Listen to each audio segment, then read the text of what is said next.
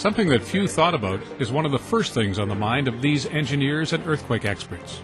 The Seismic Peer Review Committee has been working hard, volunteering hundreds of hours to help transform BC schools from one of the most hazardous to among the safest places in earthquake zones. Engineers have been involved with earthquake upgrades and seismic upgrades for 20 years. I think what this did was take it to a little higher level so we could start thinking about it in a broader sense. Harry, we're filling in some of these windows as well, aren't we? I think there's a lot of public concern just around the fact that school-age children being one of the sort of more vulnerable part of our society. So I think that's where people have been saying, well, we need to address those concerns first. The first priority was to create priorities, evaluating, assessing, and ranking the risks to more than 800 schools across the province.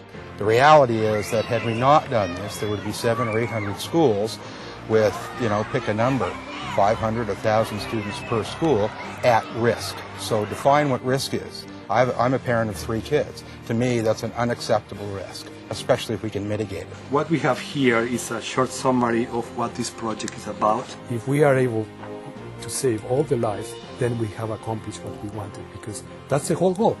This is a map and it's showing you real time to the earthquakes that are occurring in the world. In a quake, a school with large rooms and gymnasiums is 100 times more dangerous than a wooden house. The committee discovered schools built before the 70s were most at risk. Because there were no earthquake codes, they used more brittle materials, and they were shorter buildings. You can see a tall building, as demonstrated by my tall tennis ball, goes back and forth quite violently, but the short building doesn't do much at that frequency. However, earthquakes tend to have a higher frequency, so they tend to do this. And they tend to shake that. You can see the small, short, fat building does that, and the tall buildings really don't respond much at all. There you go. We are focusing on seismology and issues here in BC, but the basic approach and the philosophical approach and even a lot of the tools we're developing you can use in other countries. We're really keen on seeing if this could be expanded to something more than schools. What we have done here is very unique and very significant as a contribution to the advancement of earthquake protection.